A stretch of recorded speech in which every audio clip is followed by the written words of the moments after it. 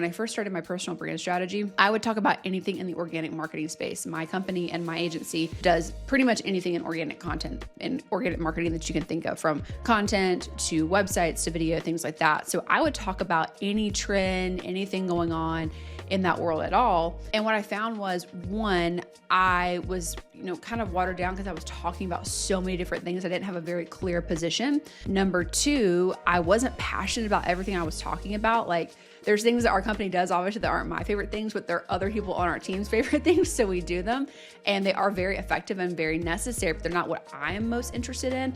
And I do think when founders build a personal brand, of course, the point is to bring attention to themselves from a revenue play perspective, as well as their companies, but they need to talk about things they really, really care about, because it's really hard to create good content if you don't actually care about the thing that you're talking about. It's really hard to produce, like valuable assets and solutions when those things are not the things that you're most interested in. So I really got clear on exactly who I was talking to. I got very clear on my messaging and what I was trying to solve for. So through this process, I got very passionate about this idea of personal branding, the thing that I'm, talking about, the thing I was doing, I became, very passionate about talking about. And I'm a newbie. I mean, I've only been at this a couple of years. I'm not somebody who has this like 10-year-old, decades long, personal brand, but I feel like that's something that I actually can kind of offer, is that I wish as a founder myself that I had started this years and years ago.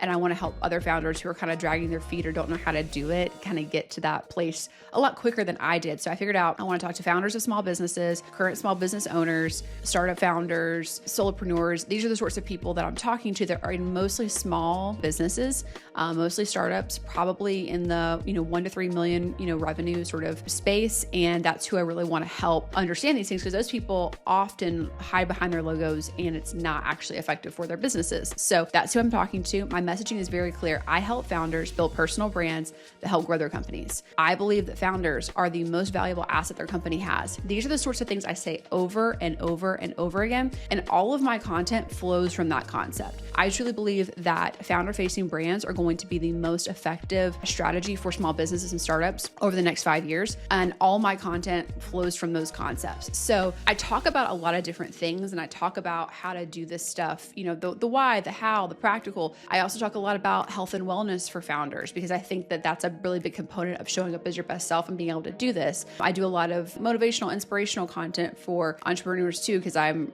very into that. I use like stoicism because I'm very passionate about that. I use quotes, I use book reviews, like I do some different things, but everything all comes back to this one North Star of I'm trying to help founders step into their power, their light, understand how valuable they are for their businesses. Everything comes back to that.